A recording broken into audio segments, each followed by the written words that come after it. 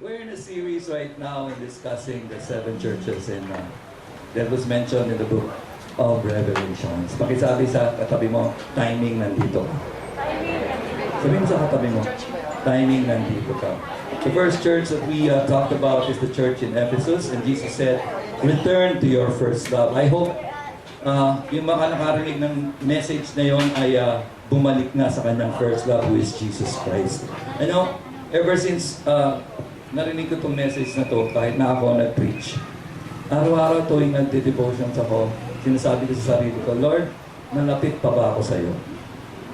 So, nandun yung consciousness, malapit pa ba ako sa'yo o ginagawa ko na lang yung dapat kong gawin bilang Kristiyano? Dahil sinabi ni Pastor, dahil ito yung program ng church. Siguro araw-araw we have to ask the question, malapit pa ba tayo kay Lord? Because that was the charge of Jesus to the church in Ephesus. And then, the church of Smyrna, ang sabi ko doon, marami raw silang pinagdadaan ng dusa at sakit. Pero ang sabi ni Jesus, suffering in His name is only for a short while. Sabi mo sa katabi mo, tingnan mo sa mata, sabi mo, sandali lang yan. 10 araw lang yan. So last week, we talked about the church in Smyrna. So nakailang days na, 8 days, 2 days na lang. Okay? Kakatrabaho ka na, isweldo ka na, may bonus ka. Diba? Sandali lang yan eh. When we wait on the Lord, surely He will reward us. Today we'll be discussing about the church in Pergamum. So let's all pray. Let's all bow down our heads and pray. Can you close your eyes? I seldom ask you to do this, but close your eyes. And Lord, I just ask you, Lord, to speak to us through this word. Lord, I know what has happened before could be happening up to now. And we don't want it to happen in our church. Actually, we don't want it to happen in the body of Christ. So, Lord, open our eyes and our ears. Open our hearts. That your word may dwell like a double-edged sword that will pierce our hearts and never leave our hearts. And let it be written there. That's really guided in its wisdom and understanding. In Jesus' name we pray. Everybody say! Yeah! Yan. Sino na ho rito nakakain ng halo-halo? Sarap, di ba? May iba-ibang klase, may halo-halo Pilipino, nakakita na rin ako ng halo-halo ng taga-Thailand. Meron halo-halo sa Indonesia. Okay? Meron ding halo-halong lugaw. Sino na rito ang kumain ng halo-halo? Hindi yung halo-halo natin. As in halo-halo. Yung eat all you can. Eat all you can. Yung talagang bawat makita mong pagkain, dinadampot mo. Hindi mo lang tinitikman. Talagang kinakain mo ng gusto. Anong nangyari pagkatapos? Yung batso. Masakit sa tiyan. Alam nyo, bagamat may panahon na kaya nating indahin kahit anong kainin natin. Darating yung panahon pag sumobra siya sa halo-halong kinakain at tinatanggap natin sa ating katawan. Darating yung panahon, mararanasan natin o mararamdaman natin yung epekto nito. Minsan po, may dalawa akong kabataang inilibre sa Kabalen. Dahil natuwa ako sa kanila, niyaya ko sila sa Kabalen. So kumain daw kami doon sa May West Avenue. Eat all you can. So hindi naman ganong kamahalan. I think it's $2.99 per head. So nagpunta ko kami doon. Sabi ko, sige, hanggang alas 2 ng hapon pwede tayong kumain. Kasi 11 kami dumating. So kain. Sige, kain. Sinubayan ko sila. Siguro ako mga nakatatlong plato ako, nakatatlong balik ako. 2 balik. Siyempre yung una, hindi balik yun eh. So sila, naka-4 na balik. Ibig sabihin, naka-5 plato sila. Tapos na, okay na ba kayo? Yung isa nga eh, gumawa ng halo-halo. Tuhang-tuwa siya. Katapos nilagyan niya. Dami. May gulaman, may black beans, may garbanzos, may leche flan, may halaya. Okay? Buti nga hindi niya nilagyan ng ampalaya. Kasi may ampalaya din doon eh. So, nilagyan niya ng maraming gatas. Tapos sinalo niya doon sa lamesa, dinala niya. Tuwang-tuwa siya. Tinikman niya, sabi niya, ba't ganito lasa nito? Sabi ko, bakit? Patikim nga. Hello, ka pala eh. Gata yung nilagay mo eh. Sa tuwa niya, gata yung nilagay niya. So, isipin niyo ano nangyari sa tiyan niya. Alam niyo, may mga bagay talagang hindi pwedeng paghalu-haluin. Yan. At yan po ang i-discuss natin sa hapong ito. Meron ng bagay na talagang hindi pwede paghaluin, lalo na pagkain, sasakitan tiyan mo. Imaginein mo sa ibang bagay ito kung kaisipan o pananampalataya o paniniwala ang pinaghalo-halo natin. Ano kaya ang mangyayari? So, ang church po sa Pergamo ay pinaalalahanan ni Kristo sa pamamagitan ng kanyang salita. Ano kaya mangyayari sa isang iglesia kung ito ay hindi naniniwala sa salita ng Panginoon? At ano kaya mangyayari kung sila ay lubusang naniniwala?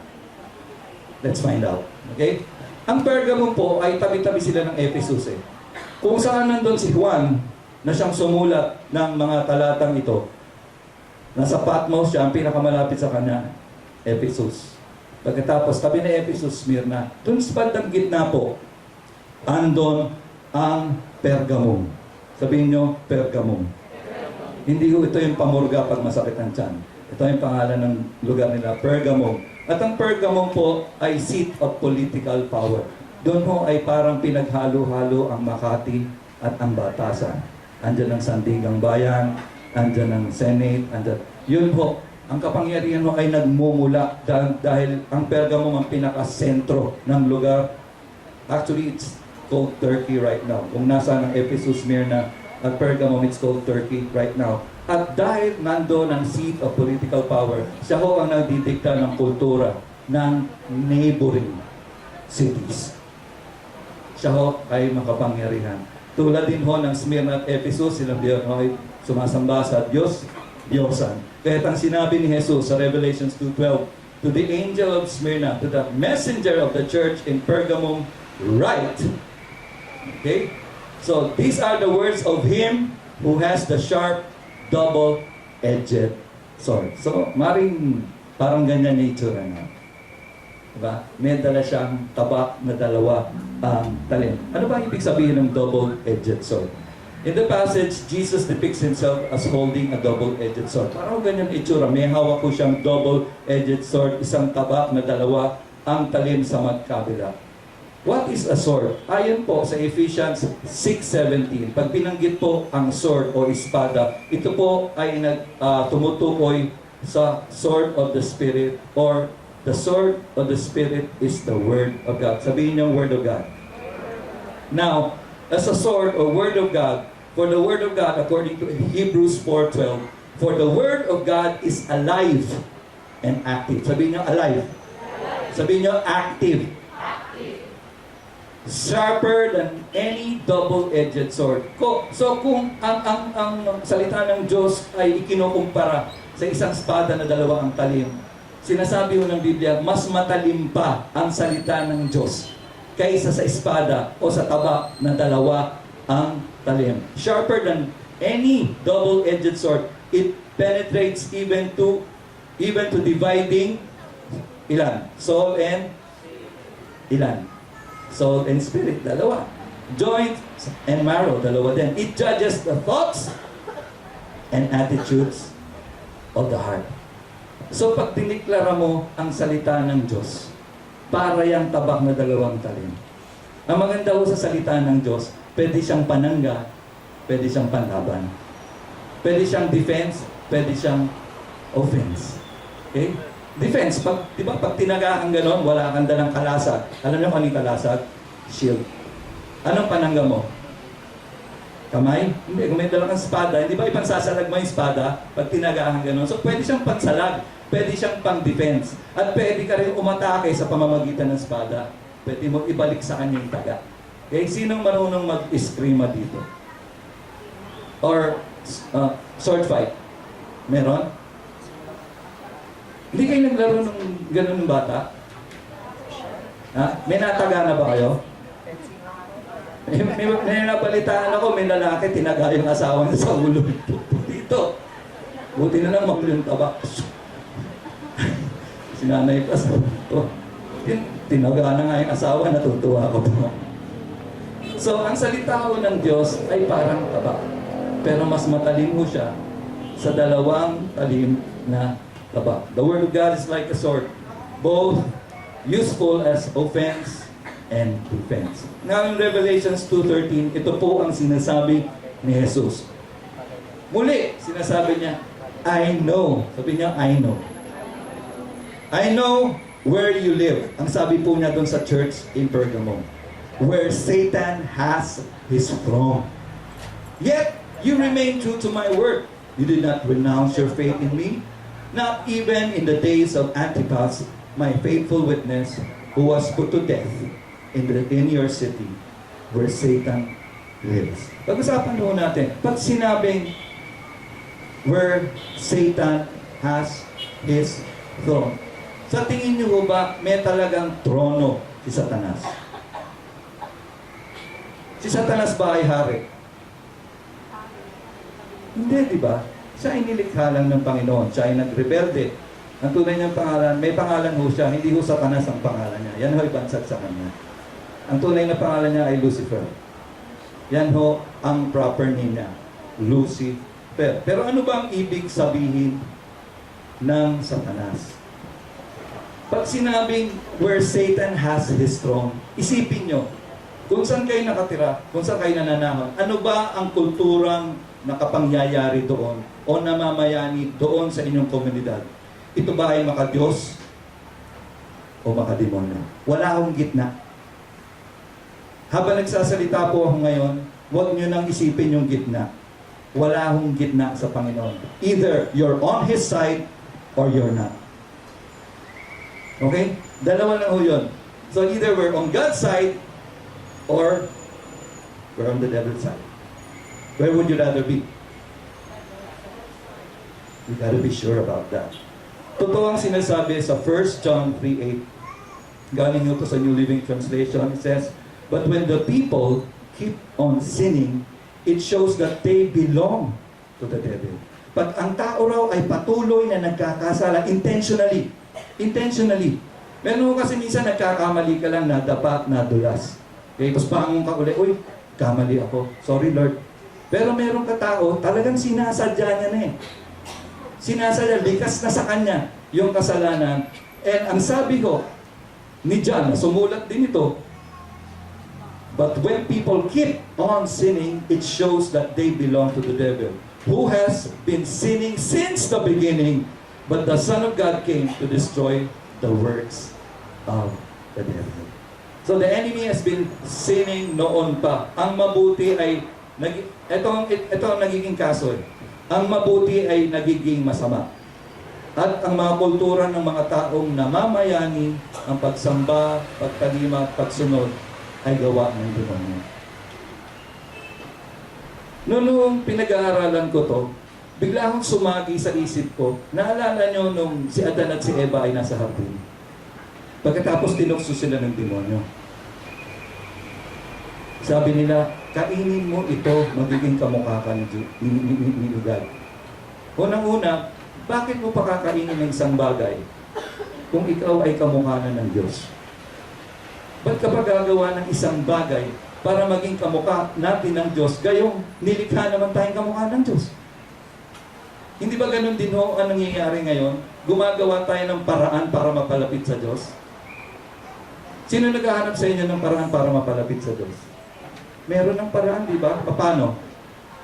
Jesus. Meron eh. Pero maraming tao naghahanap pa rin. Naghahanap ng relihiyon. Ba? Paano mapalapit? Kung ako ay magkukulong sa kumbento, kung ako ay maninirahan doon sa bundok ng Banahaw at doon na lang ako malagi habang ako'y tumanda, mapapalapit ako sa Diyos. Hindi ganun eh. Paraan ng tao. Yun. So, ito teorya ko ha. Noong kinain ni Adan at Eva, yung prutas doon sa puno ng knowledge of good and evil, ito ang nangyari. Yung masama, gusto nilang gawing mabuti. At yung mabuti, binabaluktot nila, ginawa nilang masama. At yung gumagawa ng mabuti, pinaparatangan nila ng masama.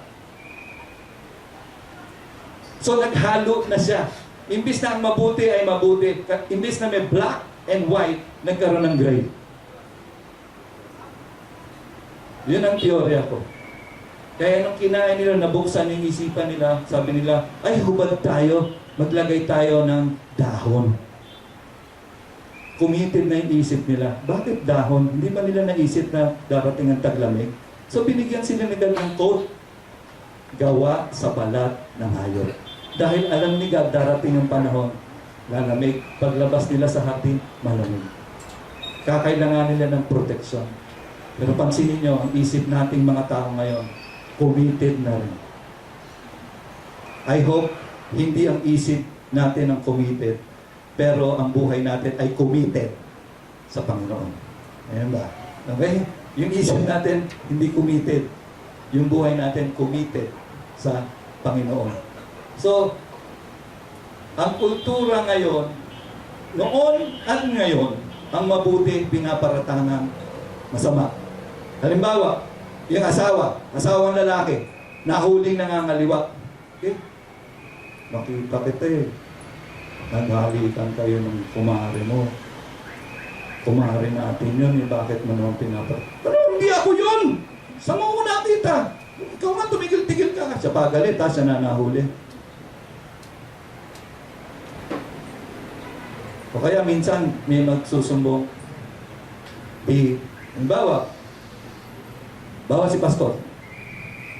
May nanghihiram ng pera kay pastor. Yan.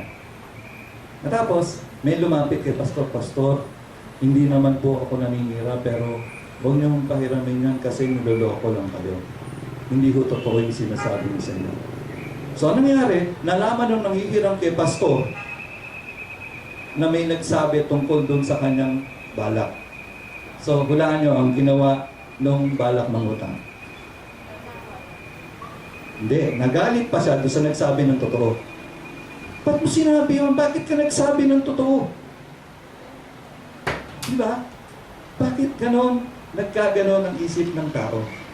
Yung mabuti, pinaparatangan nilang masama para sa sarili nilang kapakinabangan. At kung ito ay nangyayari sa ating komunidad, kung ito ang kulturang namamayani sa ating lugar, pwede nating sabihin, andito ang trono ni Satanas. Okay?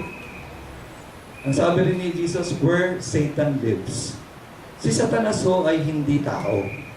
Na siya ay naninirahan. Ito ang address ko, 16 Sunnyside Drive. Ha? Kunyari lang yun. Kunyari lang. Hindi ho siya ganun, na may address siya. Ang sabi ho ng Biblia, the devil is the prince of the air. Pag-alagala lang ho siya dyan. He's not omnipotent, omniscient, and omnipresent like God. He cannot be in all places at the same time. Hindi ho siya ganun. But Satan, pag sinabi po, Satan, where Satan lives, sipin niyo ito. Hindi ba ho tayo pag natatanong, sino ba ang nakaupo sa trono ng puso mo? Si Jesus. Sino hari mo? Sinong nananahan sa puso mo? Okay? Sino ang nakakapangyari kung si Jesus ang nananahan sa puso mo? So, kailangan mo natin bantayan ang ating pamumuhay. Dahil kung sino ang nakauluklok sa trono ng ating puso, kung sino ang nananahan sa ating puso, yun ho ang ipapamuhay natin. Isipin nyo, i-rundown nyo sa isip nyo, may nangyayari ba sa inyong mga komunidad na taliwas kung ano ang pagkakakilala nyo sa Panginoon? It is possible na ang trono na nandun at ang nananahan doon ay ang kaaway. Ang ibig sabihin po ng Satan o Satanas ay enemy. Yun ang ibig sabihin. Kaya, pinangalanan mo siyang Satanas. Ang proper name niya is Lucifer. But, ang pinangalanan siyang Satanas o Satan because he is now an enemy of God. Lahat po ng ginagawa ng Satanas ay laban doon sa nais gawin ng Panginoon. Gustong ibalik ng Panginoon yung kasaganaan, anong gagawin niya? He will kill, steal, and destroy. So, pansinin nyo, pag gusto nyo mag-devotions, di ba parang merong, mayan yan. Pabukas na lang yan, matatapos mo naman yan. Pahinga ka muna. Okay ba magpahinga? Okay ba magpahinga? It's good. It's good. Pero between the good and the best thing we could do at that time, kung nakaschedule tayo mag-devotions, is mag-devotions. Pero minsan nakakarinig po tayo ng gano'n. Meron ba ho rito nakarinig, sampalin mo yung asawa mo? Bulong-unang kaaway yan. Well, the Bible says, men, husbands, respect your wives. Love your wives as Christ loved the church. So kailangan po talaga malaman natin yung salita ng Diyos. Dahil pag may bumulong sa atin, maliban sa tinig ng Panginoon, alam natin eh. Alam natin kung sino ang ating susundin. So, if Satan is seated in the throne of our hearts, we become an enemy of God. If Satan lives in our community at namamayagpag po doon ang gawain ni Satanas, then kaaway po tayo ng Diyos. The good thing is God, Jesus, saved us from that. Pero ano ba ang nangyayari pag si Satanas ay kumikilos? Una, makikita nito, very evident po ito. Yung pagiging accuser, yung mahilig magbintang o magparatang. May kilala ba kayong mahilig magbintang o mamintas? Sabihin nyo, itigil na yun. Dahil yun ay gawa ng kaaway. Alam niyo meron kayong kakilala na tuwing nagkakaroon kayo ng argumento, binabalik niyo yung dating nagawa mo? May kilala ba kayong ganon? Hindi naman yun yung sitwasyon, hindi naman yun ang pinagtatalunan nyo, pero ibabalik niya. Diba? Halimbawa, anong year na ba ngayon? 2014. So, nagkaroon kayo ng argumento. Ang argumento nyo lang, kung lalagyan ng kalamansi yung iced tea o hindi. Yun lang. Yun lang ang pinagtalunan nyo. So, bumalik ka pa no. Pero ikaw kasi noong 1995 eh. Anong nilagay mo sa iced tea? So, binalikan mo na. Hindi na. People, alam nyo, hindi naman sinasabi ko na nananahan si Satanas sa inyo pag may nakita kayong gano'n. Pero it could be that you are influenced. Kasi may degree ho yan ng pag-control ni Satanas doon sa mga taong bumibigay sa tukso niya. So, huwag po tayong mag-accuse because Satan is the accuser of the brethren. Siya ho ang mamilig mamintas, siya ho ang mahilig magparatang. So, huwag mong paratang ang lumabas sa ating bibig kundi pagpapala. Pangalawa, yung mahilig magsinungaling. May kilala ho ba kayong laging nagsisinungaling? Maliit man o malaking bagay ay pareho rin ho yung kasalanan pag sisinungaling dun po yun. Noong nakaraang buhay ko, mahilig ko akong magsinungaling. Dahil ako'y nangangaliwa kung anong reason ang sinasabi ko kaya ako dumarating. Pero nga, ang tapos ng trabaho, kasi singer ako dati. So mag-upisa kami ng 7:30 ng gabi, matatapos kami 12:30. Yeah. So, ina-expect ako nung una kong asawa. Mga 1 at sa bahay na ako, 1:30. Eh, minsan nakakauwi ako 6 ng umaga na. Eh? So, pag-uwi ko, oh, grabe. Tinutusan ako ni boss. Ang dami naman pwedeng utusan. Pwede naman si George. Ako pa rin utusan, pinapunta ako sa Paranaque. Ngayon, nung pauwi na ako, na-traffic ako, tapos naplatan pa ako. Eh, wala tayong reserva. So, naghintay pa ako ng lumiwanag ng konti para mapalitan ko yung gulong. Yung pala, nandun lang ako sa... Alam niyo yan? Ay, ganun pala si Pastor. Nung araw. Hindi, totoo. Ang galing ko magawa ng kwento. Kaya lang, pag nag-umpisa ka magsinungaling, ito yun eh. Darating yung panahon, mauubusan ka ng kwento. Totoo. Mauubusan ka ng rason, mauubusan ka ng pagsisinungaling. Minsan, sinabi, bakit ka late? Ma-traffic eh. Pala, hindi naman. O kaya, bakit ka nawala sa cell? Ba't wala ka sa cell? Ba't hindi ka nag-attend? Kasi po namatay yung aso ko, mahal na mahal ko po yun. Okay. Kawawa ka na. Ano ba yung aso mo? Askal po. Huh? Pero yung tenga po niya parang pusa. Kaya kakaiba po siya eh. So, ayan na. Sige, okay, sige. Wawa ka naman. Pag-pray natin doon si Rogie. Oo, Rogie yung pangalan. Dumating, tapos na 1 linggo. Oh, ba't wala ka sa set? Kasi po, namatay naman yung pusa ako. Mahal na mahal ko talaga yung mga pets ko.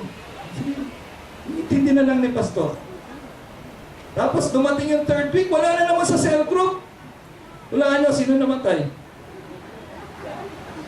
Yung tiyo. Sumunod na linggo, tiya. Pagkatapos yung kapitbahay. Alam mo, naubos na ang kamag-anak niya. Ayaw lang umaten ng cell group.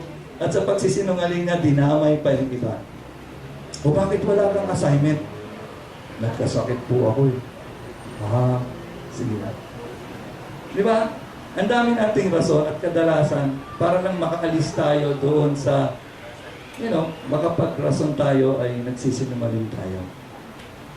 So, ang pangatlo naman, ito matindi to, deceiver. Ito yung manlilinlang. Pinapaniwala mo ang isang tao na tama yung pinaniniwalaan mo o yung ginagawa mo para makuha mo yung gusto mo. You deceive people, nililinglang mo ang tao na pinapaniwala mo silang katotohanan lahat ng sinasabi mo o ginagawa mo.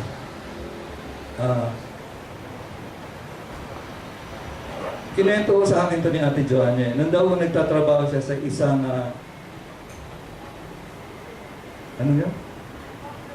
photography studio. Meron ho silang makeup artist. Okay? Yung parang natutulog lang. So, makeup artist nila lalaki. So, minsan daw dumating, bago ho siya dun sa opisina na yun, dumating, umiiyak. Bakit ka umiiyak? Sabi niya, namatay po yung lola ko. Nasa hospital po yung lola ko. Sabi niya sa akin. So, naka-dextrose po siya. Kamusta ang lola mo? Ayun po, nakaratay sa ospital. Wala ho kaming pambayad. Alam mo naman si ate niyo, napaka-pusong manong yan. Talagang pag sinabihan niyo siya ng kailangan niyang pera. So, binigyan niya ng pera. So, nabalitaan ng ibang kaopisina niya. Sabi niya, lumapit pa sa'yo si Betong. Bawa Betong ang pangalan. Ano sinabi sa'yo? Nasa ospital yung lola niya? Sabi niya, naka-dextrose pa nga raw. Hindi. Kasi last month, nasa ospital na yung lola niya eh. So pinaniwala niya si ate niyo na nasa ospital na yung lola niya, umiiyak pa siya. So hindi niya alam na may nagsumbong na kay ate niyo. The following week, pumunta na naman siya kay ate niyo. Betong, bakit ka umiiyak? Namatay na po lola ko. So sa tingin niyo, ano hihingin niya? Hingi na naman ng pera. Bakit? Kasi nagsasabi siya. So, dinideceive niya yung mga tao doon sa sinasabi niya na tila baga katotohanan. Nililin lang niya yung mga tao upang makakuha siya ng pera. Talagang ito. Ibang klase ito. Meron ho kami dating, yung kauna-unahang cell group sa Quezon City, 16 years ago. Meron hong si Reggie, member ng kauna-unahan. Talagang con artist siya. Alam niyo yung con artist? Talagang deceivers. Hindi ko si Reggie yun. Ang sabi niya, ang pangalan niya daw ay Francis. Siya daw ay dating pastor na nagbabakasyon. So sumali ko siya sa aming cell group. Okay? So nung kami po ay nagdi-discuss na nung aming babasahin, sabi niya, believe talaga ako kay Noah. Kami naman, wow, Noah. Bakit? Kasi hinati niya yung dagat. Ayun na. Gusto ko itanong, Pastor, saan mo kayo nag-aral? O kahit kayo natatawa, di ba? Di ba hindi naman si Noah yung humati ng dagat? So talaga, sige, naturuan na lang natin. Pero yun pala, ginamit niya yun para mangutang ng pera. Later on, kaka-attend niya, naging kampante na kami, inutangan na naman niya. Wala niya kung sino. Si Ate Joanne ulit. Wala niya kung binigyan o hindi? Binigyan niya. Mabait talaga yung misis ko. Tinanong niya ako bibigyan ko. Tinanong mo ba ako? After binigyan, ikaw kung sinabi siya, bibigyan mo po. Hindi. Baka sapakin ko pa yun. Hindi. Siyempre, titingnan nyo muna. Imbestiga muna kayo. Tanong, kung namumuhay tayo ng ganito, pakicheck kung sino ang nasa trono ng ating puso. Okay? Signs ho ito nagiging accuser, liar, and deceiver. Sino ang nananahan sa puso natin? Yet, ang sabi ni Jesus sa church in Pergamum, and I believe sa atin ngayon, yet you remain true to my name. Antipas, my faithful witness. Sino si Antipas? Okay, si Antipas ay hindi ho yung asawa ni Kuya Greg. Okay? Hindi ho siya. Hindi ho yun. Si Antipas ho ay isang taga-sodom ni... Di ba? Ante! Hindi ho siya ante ni Crystalline. Okay? Antipas! So hindi ho siya yun. Si Antipas po ay masugid na taga-sunod ni Jesus. Ayon ho sa tradisyon ng mga Christian stories or history, si Antipas ho ay isang obispo sa Pergamum noong panahon na ang Roman Emperor ay si Domitian. According to tradition po, siya ho ay pinatay noong mga 92 AD. At ganito ho siya pinatay. Doon ho sa Pergamum, usong-uso ang idolatry. So, ang sinasamba ho nila ay baka. So, meron ho silang pugon. Korteng baka. Pero nabubuksan ho yun. Sa loob noon, gawa siya sa bakal. So, ang ginawa ho kay Antipas, tinali. Yung ulo ni Antipas, nasa tapat ng ulo ng baka. Na oven ho yun, nakatali siya pag ganun. Okay, tapos sinaran. Pagkatapos, doon sa tiyan ng baka, inapuyan nila. So nakakulong si Antipas doon sa loob ng hornong korteng at itsurang baka. At nung nasa loob na siya nakatali, sinindihan po ng inapuyan sa ilalim. Para rin siyang yung lutuan ng tinapay, ganun din. Sipin nyo anong nangyari kay Antipas. Sumigaw si Antipas, Greg! Tulungan mo! Ang init dito! Ang init! Hindi, isipin nyo lang, imagine ninyo, kayo nilagay doon sa luto. Nelvin, Johnny, gano'n kainit ang lutuan ng tinapay? Ilang degrees? Ilan? 50 degrees? 150, 150 degrees. Ganun ho kainit. Mga 34 degrees. Nagpapaypay na tayo, 36 degrees Imagine niyo kung ganun kainit. Doon nilagay si Antipas para lutuin ng buhay.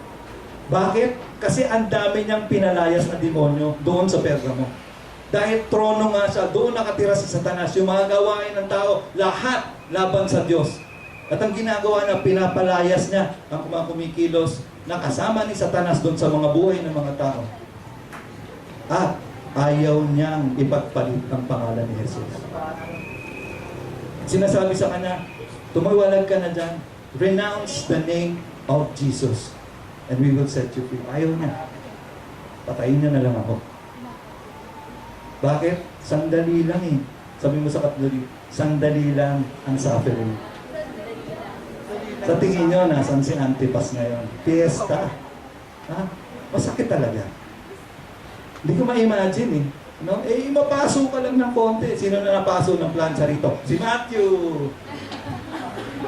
Masakit yun. Masakit mapasok. Yung kayang buong katawan mo, wala kang kalaban-laban, lulutuin ka. Pero Antipas was martyred for his faith because of his consistent, faithful na, consistent pa. Ang tindi nitong taong to, witnessing in the face of all the satanic evil present there. Consistent ho siya, nagpapalayas ng demonyo. Consistent ho siya, dinideklara niya ang pangalan ni Jesus saan man siya nandun. Kahit na ang namamayani at kultura ng mga tao doon ay ang gawain ni Satanas. The church in Pergamum remained faithful to Jesus even though they were surrounded by evil people and Jesus notice that. Sabi mo, napapansin ka ni Jesus. Sabi ni Jesus, Jesus knows. Sabi nga niya, I know. I know. Jesus knows those who are faithful even in an evil community.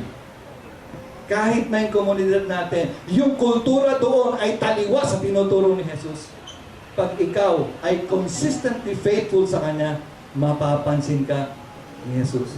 Kung lahat ng iyong kaklase ay nandaraya sa exam and you don't, Jesus notices you. Mga estudyante, kung lahat ng kaklase nyo nandaraya na at kayo nandun lang, nakatanga lang kayo dahil tapos na kayo sa exam na dahil nag-aral kayo. Jesus notices you. Yung mga nag-opisina, yung mga office mates nyo, nag-uwi ng paper clip, ball pen, yung mga office supplies. Meron nun, di ba?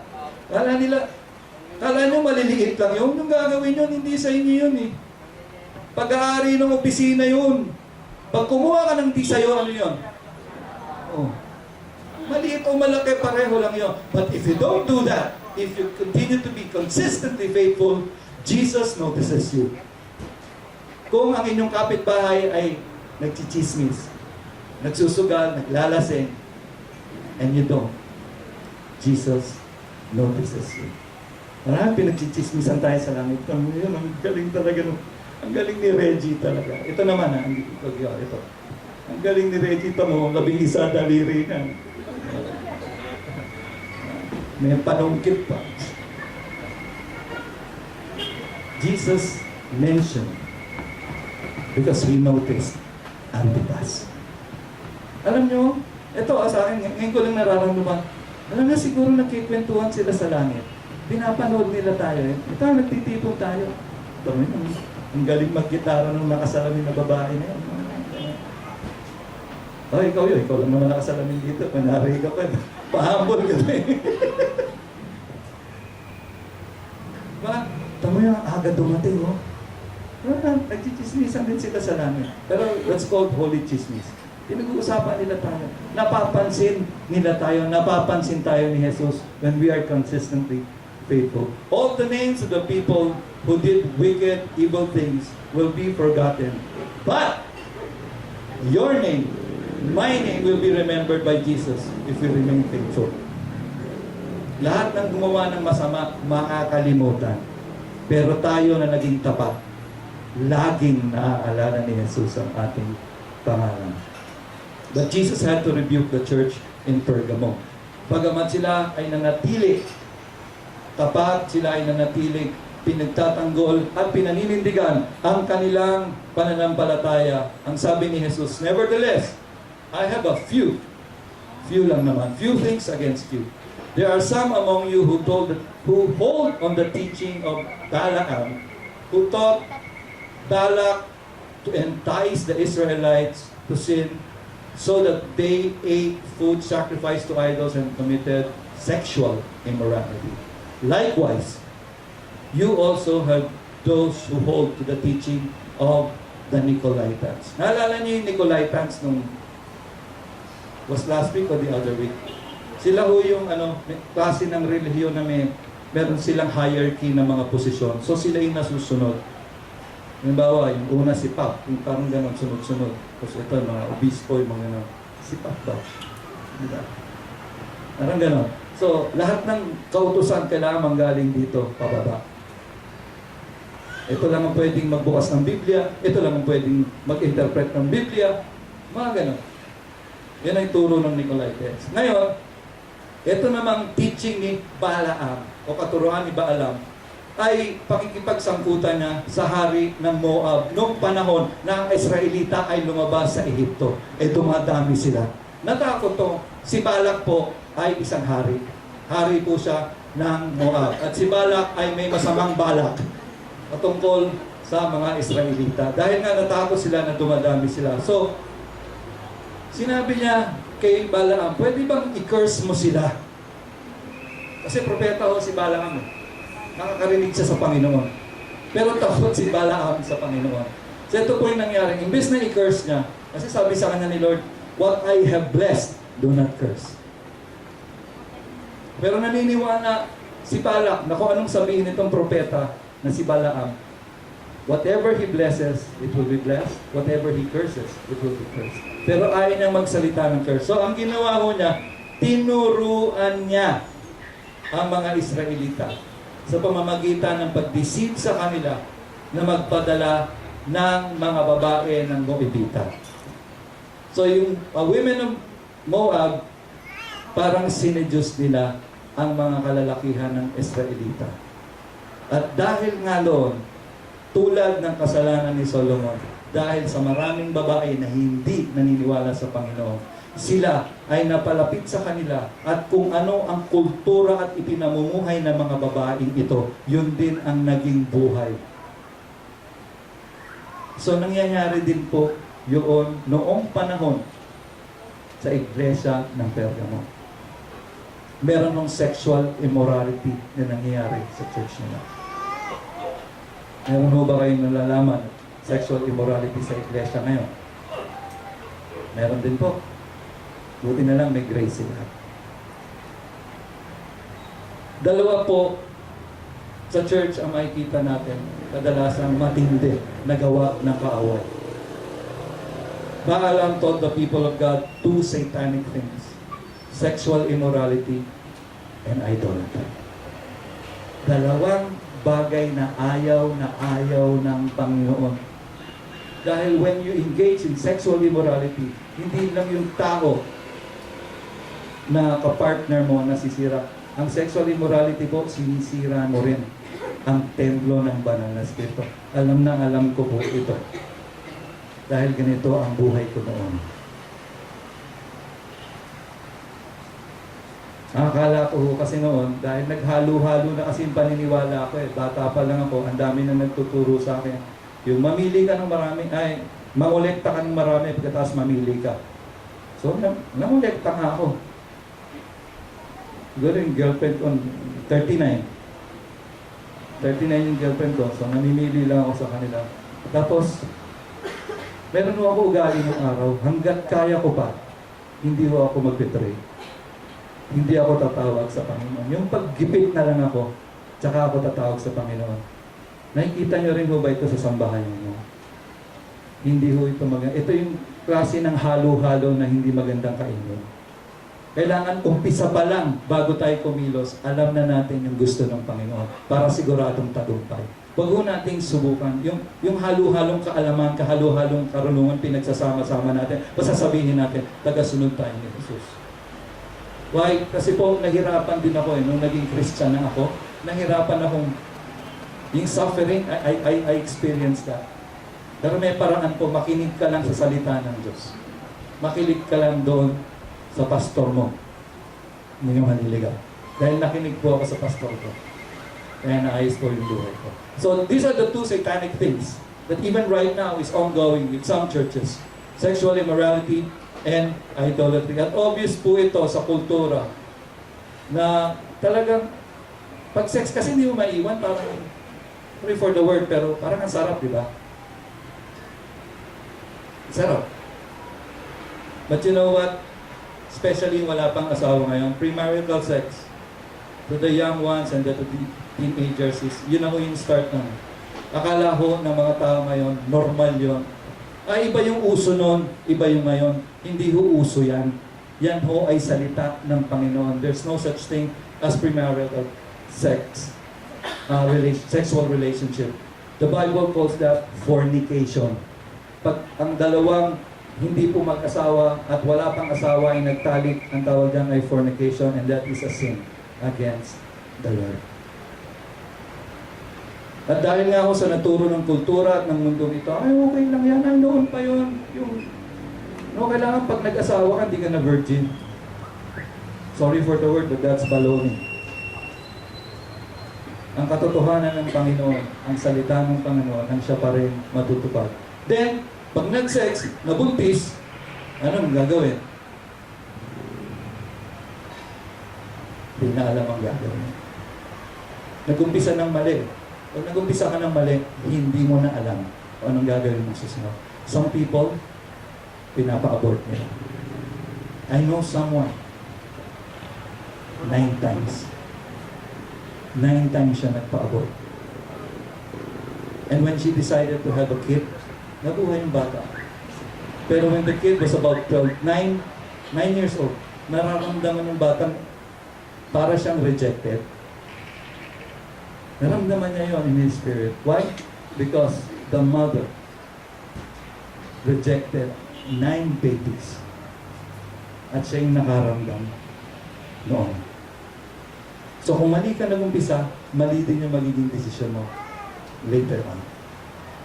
Pag nabuntis, results, or will parang ang gagawing solusyon, abortion. Nakakabili naman ng gamot sa kalye. Hindi nila naiisip, magpakasal muna tayo, and then, let's go on honeymoon, sa baby. Hindi. Mag-sex muna tayo, bahala na. Hindi ho ganun si Lord. Diba? Commit your plans to the Lord and He will make it succeed. Internet pornography. Meron akong kakilala, kinuwento niya sa akin. Ewan ko kung sa internet nakita nung anak niya. I think his son was only 3 or 4 years old.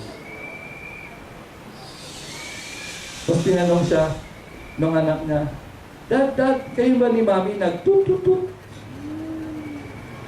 Kasi nakita ko sa tut-tut-tut. Kayo din ba ni Mami nag-tut-tut-tut? Alam niyo na. So, ang bata-bata pa na, because it's everywhere. Satan will do anything to destroy what God created. He will do anything, and he will start with the kids. Homosexual marriage. Yeah? Diba? Ha? Oh. Samantalang sa garden, it's Adam and Eve, not Adam and Steve. Diba? It's Adam and Eve, not Adam and Steve. Hindi ba kalokohan yung isipin mong babae ka? Ganun, pag tumingin ka sa lalamin, lalaking-lalaki itsura mo. Diba? Hindi ba panliling lang ng kaaway na isipin na ikaw ay lalaki, gayong babae ka? It starts here.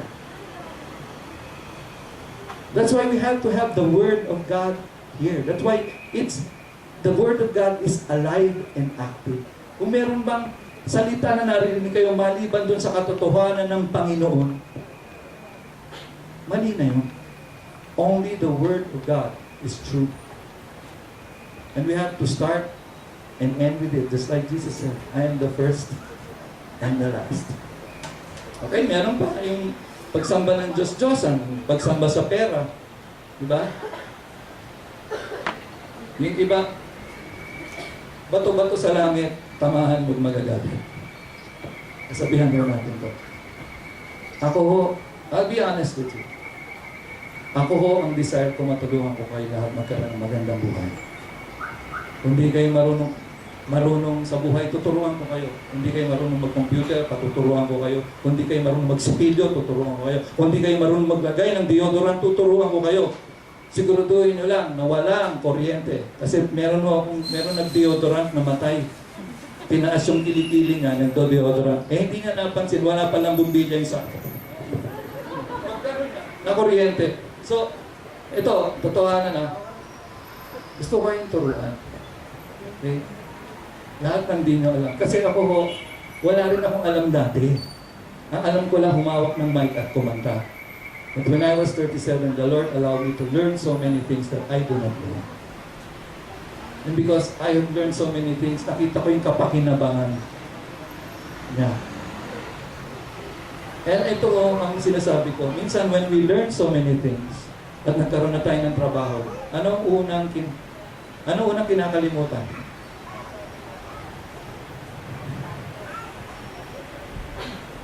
Church. May trabaho po ako eh. Ito. Kasi I almost went to that same situation. Pero iniisip ko, kung walang church, wala akong trabaho. Lahat ng ginamit ko, wala nga akong alam eh. Ang alam ko lang humawak ng mic at kumanta. If not for the church, I could not have been an employee in a recording company. Because lahat nung natutunan ko sa church in 3.5 years, na wala akong trabaho, ginamit ko doon sa aking opisina. And I continue to learn. The thing is, some people, because they have learned a little, they will drift away. Where is faithfulness? Itong payo ko sa inyo, kahit kayo na ang pinakamagaling, kayo na ang pinakamalaki ang kita, huwag niyong kakalimutan ng church niyo. You serve your church with all your heart, with all your mind. Kasi dito kayo itinanim ng Panginoon. Dito kayo lalago. Kung saan kayo tinanim ng Panginoon, doon kayo lalago. Huwag kayong palipat-lipat, huwag niyong huhugutin yung sarili niyo. Kaya nga ito si Antipas, kahit na puro kademonyohan yung nasa lugar nila, pinanindigan. Dito ako tinanim ni Lord eh. Bahala si Lord sa akin. Pero tandaan niyo to, when you are faithful, if you are loyal, kung saan ka tinanim, nandun ka, ano man ang pagdaanan mo. Kahit saan ka magpunta, may pagdadaanan ka. Kahit saan ako nagpunta, may pinagdaanan ako. Pero nanatili ako rito sa iglesyang ito. 16 years. And I just praise the Lord for where I am now. And what I'm doing right now. I still sing. Diba? I still play. I can play what I want. I can sing what I want. And that is to glorify God. So, wag mo nating sambahin ng pera at kalimutan ang mga bagay na mas mahalaga kaysa pera, mas mahalaga kaysa mga properties, mas mahalaga kaysa kapangyarihan. Yung minsan po, yung mga cellphone natin, minsan dinodiyos-diyos din natin yan. Parang hindi na tayo mabuhay pag walang cellphone. Minsan nakita ako, naglalakad, nagsi-cellphone. Masama naman sa gasaan. Di ba? Di ba parang... Ito, I'll be honest with you, meron akong ayaw ko. Cellphone. At tapos naka-headset pa. Alam mo pakiramdam ko, anak, wala ka na bang pakialam sa mundo? Ayaw mo na bang marinig ang huni ng mga ibon? Ayaw mo na bang marinig yung daing ng taong nagugutom? Bakit kailangan mong gumawa ng sarili mong mundo? Alam mo, yan yun. It seems good, di ba? Mukhang maganda. Nakikinig lang naman akong music, may sarili akong mundo. Pero how about the rest of the world? Sa tingin mo mabuti, pero hindi nakakabuti sa kapaligiran, hindi rin nakakabuti sa'yo. So mabuti ba yun o masama? Nagiging masama rin siya. Masama ang epekto sa'yo, masama rin ang epekto sa iba kasi hindi mo na napapansin. And you know, if we continue doing that, our lifestyle becomes like that, and it's as if we're worshiping that kind of lifestyle. We're worshiping our gadgets, we're worshiping Facebook. You know, hindi na lumipas yung isang araw. Kahapon day off ko, sabi ko, dito lang ako, maupo lang ako, manonood lang ako ng TV. Hindi ako magbubukas ng Facebook. Wala akong gagawin. Pasisiyahin ko lang yung sarili ko. I won't talk to anyone, not unless it's emergency. Pag day off ko, kasi gusto ko sa akin lang, sa misis ko lang. Alam ko, marami po akong kinakounsel na tao, but I always want time for myself. Meron na akong gustong pumunta rito eh. Kuya, pupunta ako sa church ng bukas. Bakit? May magtatanong ko tungkol sa Alders Gate eh. Kasi ako kumuha ko ng isang banda para tumugtog sa Alders Gate. Maliban ko sa banda natin. Sabi ko, anak, salamat. Pero my Sunday is devoted to the congregation and my parents. I would not talk to anyone. My time is dedicated to the people in the church if they want to talk to me. If you want to talk to me about other things, come next week. And if it's not important to you, then let's not do it. But my Sunday is important. Ang Sunday ko po ay tinatalaga ko para sa inyo. Kung may gustong kumausap sa akin mula sa inyo, hindi ibang tao. At sa magulang. So, yun po. And sometimes, meron pa isa, ang pinakamatindi rito, na hindi mo nakikita, yung pagsamba mo sa sarili mo. Ang galing ko. Narinig niyo ba ang kumanta? Ang galing ko. Ha? Ang galing ko mag-preach, di ba? Nakakapagpatawa pa nga ako. Sila ang itaw. Diba? May mas magaling pa ba rito sa akin? Alam mo, minsan hindi natin sinasabi, pero doon sa isip at puso natin, tumatakbo yan. Ako pinakamagaling dito. At pag nagkaganon, sinong ginudiyos mo? Sinong ginudiyos mo? Ang sarili natin. Actually, hindi lang yun sa pagiging magaling. Pag ayaw nating umalis doon sa kinalalagyan natin, hirap na tayo, dinodose pa rin natin yung sarili natin kasi ayaw natin mag-isip. Ang taong gustong mag-isip, aasenso. Yung taong ayaw mag-isip, hindi niya naasenso. Promise. Kasi yung mga taong nag-isip, kahit wala kay Lord, umasenso eh. Diba? Pero yung tao, kahit na kay Lord, ayaw mag-isip, ayaw magalugan, ayaw maperwisyo yung siniisip nila, hindi aasenso. Nasabi ko na sa inyo. Kaya umpisa ngayon, hayaan yung galugarin ng salita ng Diyos yung mga utak nyo. Kung ano man ang sinasamba natin, maliban kay Jesus, hayaan nyo ang salita ng Diyos ay maging dalawang talim na tabak sa ating mga buhay at ipakita niya sa atin kung ano nangyayari sa atin. So anong relevance ngayon ni Balaam at ng mga Nicolaitans sa ating present na buhay? Ito ho ang tinatawag syncretism. Paghahalo ng ibang paniniwala sa katuruan ni Jesus. Di ba, inumpisahan ko ang aking mensahe sa pagbanggit ng halo-halo. Marahil ho ito ay nag-umpisa noong panahon ni Constantine, isang emperor ng Roma, na dahil gusto niya na manatili siya sa kapangyarihan, pinaghalo niya ang Kristyanismo at ang pagiging pagano. It's either paganism was Christianized or Christianity was paganized. So naghalo po siya. Kaya mapapansin nyo, nagbunga ang maraming relihiyon. Tama? Di ba? Ang daming relihiyon ngayon. Pero sa atin po, ayaw natin ng relihiyon. Ang gusto nating relasyon at tagasunod kay Yesu Cristo. Ang relihiyon, meron na ho kasi yung mga, ito, kailangan gawin mo to. May katuruan, kailangan nga. Tulad sabi, kailangan magkulong ka sa lugar na ito. Kailangan meron kang bawag poverty. Kailangan magpakalbo ka. No? Kailangan itong suot mo. Diba? Kailangan may ganyan. Marami hong hinihiling ang relihiyon. Ang relasyon sa Panginoon at tagasunod ni Jesus, isa lang ho hinihiling niya. Isa lang. Huwag tayo magkasala. Wala ho siyang rules and regulations. Alam niyo bakit? Habang naririnig natin ang salita ng Panginoon, ito ay parang butil na itinatanim sa ating puso at umuusbong at yumayabong siya ng pusa. Hindi natin alam. Kaya nagbabago ang ating pananaw, nagbabago ang ating isipan, nagbabago ang ating buhay, nagbabago ang ating salita, nagbabago ang ating pag-iisip. And we become single-minded to Jesus. Hindi ko pa iba-iba. Kadalasan kasi humuhugot tayo, ang natutunan ko ganito eh. Tulad ko. Natutunan ko, collect and select. So yun ang ginawa ko, collect and select. Anong nangyari sa akin? Nasira ang buhay ko, ang dami kong buhay na sinira.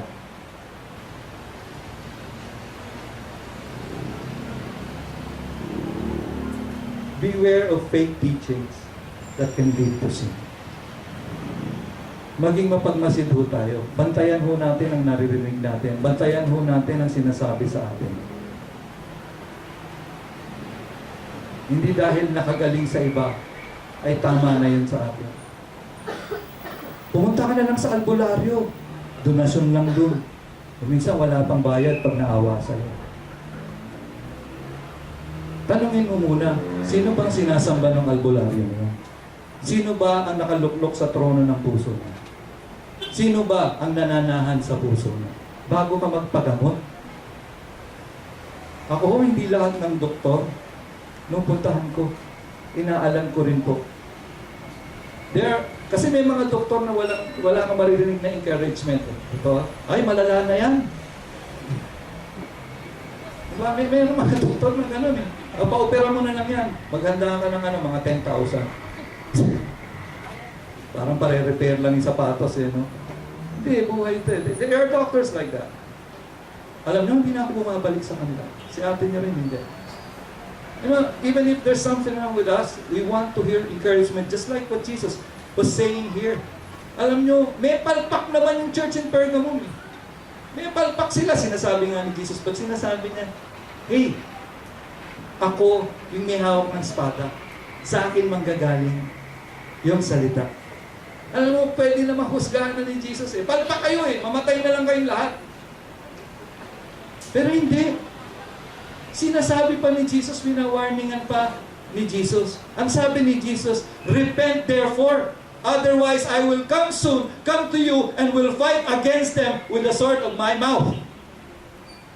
Kung sino man ang namumuhay ayon sa katuruan ng kaaway, ayon sa katuruan ni Satanas, wawasakin ko. Ang tanong doon, ang church ba namumuhay din ayon sa katuruan ni Satanas? Dahil kung maggagayon, paparito si Jesus, sino ang pupuksain niya? Mawa naman tayo. Diba? Pero, grabe yung grace ni Jesus eh. In-encourage na tayo, pinalakas. Sabi niya, I am the word of life. Pero ito eh, church, may palpak tayo. Si Jesus pa nagsasabi, magbago na kayo ng isip. Palitan nyo na yung pag-iisip na yung kinakain yung halo-halo, yung pinamumuhay yung halo-halo. Huwag na yan. Kasi darating yung panahon, masisira kayo. Ayoko niyan eh. Lahat ng ayoko, inaalis ko. Gusto ko bago. Gusto ko maganda. Gusto ko masagana. And Jesus was giving us this warning. That's why this letter was written before and for the people later on. Repent means just go back to following Jesus.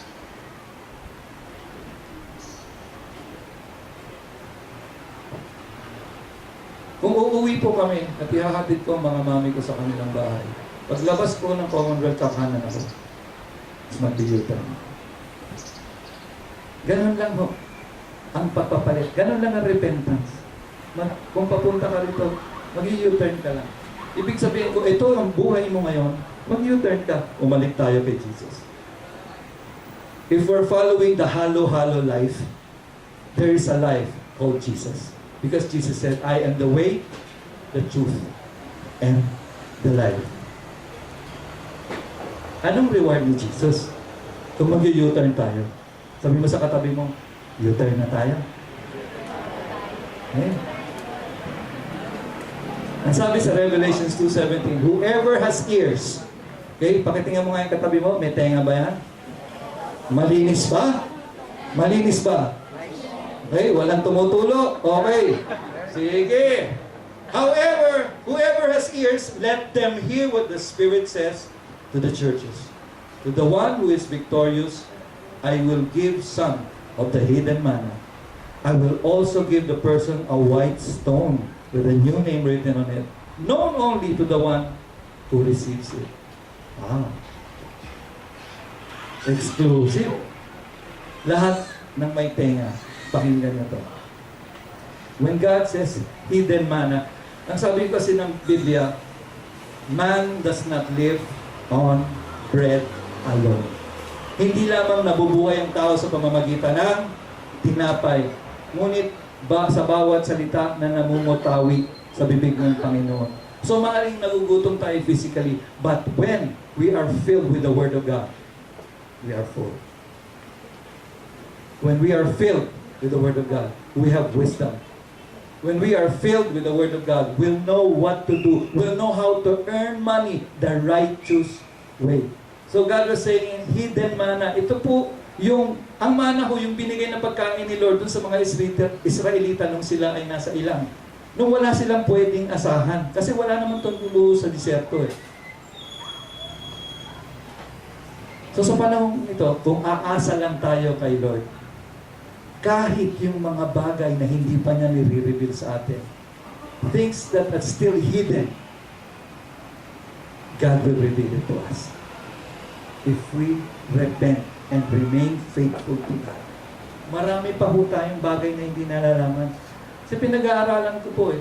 Alam nyo, nawala talaga. Ito, teorya ko rin. Noong nagkasala si Adan at Eva, yung abilidad nating mag-isip ng tama. Meron ho tayo sariling programa, meron ho tayong sariling pag-iisip kung ano ang tama at mali. Sino sila para magsabi sa akin na mali ang ginagawa ko?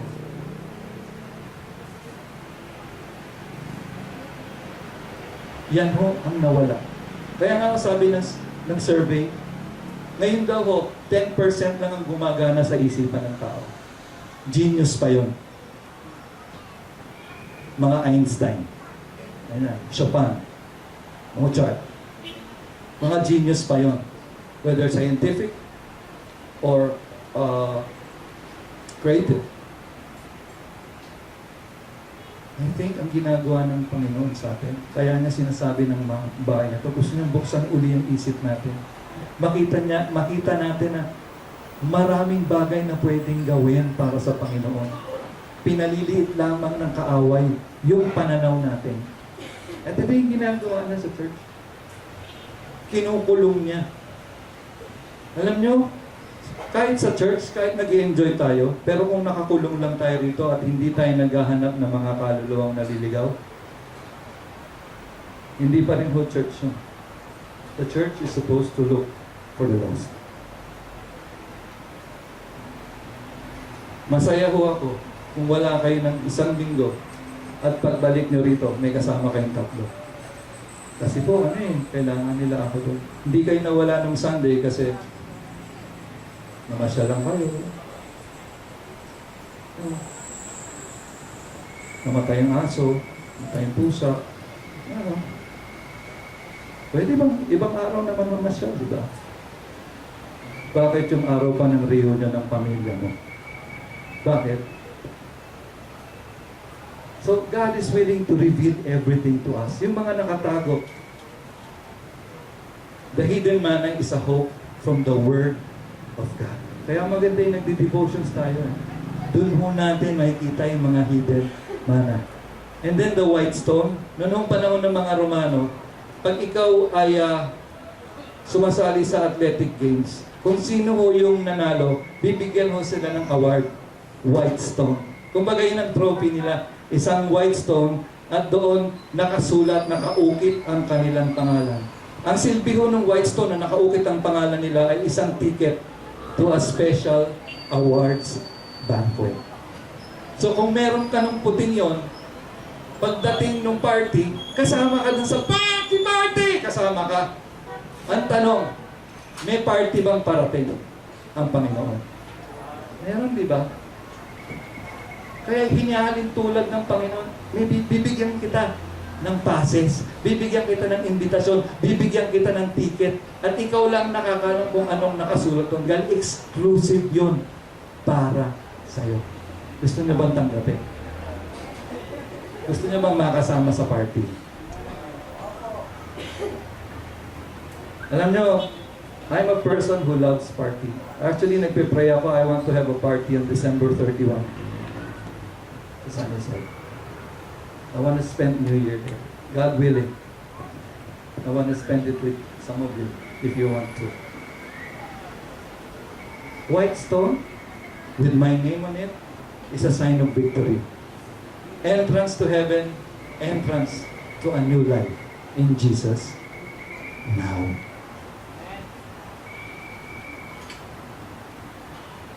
I also believe that white stone is within us.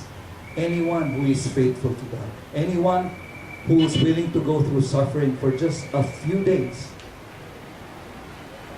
Yung dati ho nating itim na puso, o pulang puso na tila baga puno ng kasalanan, ginagawa niyang puti at doon inuukit niya yung pangalan niya.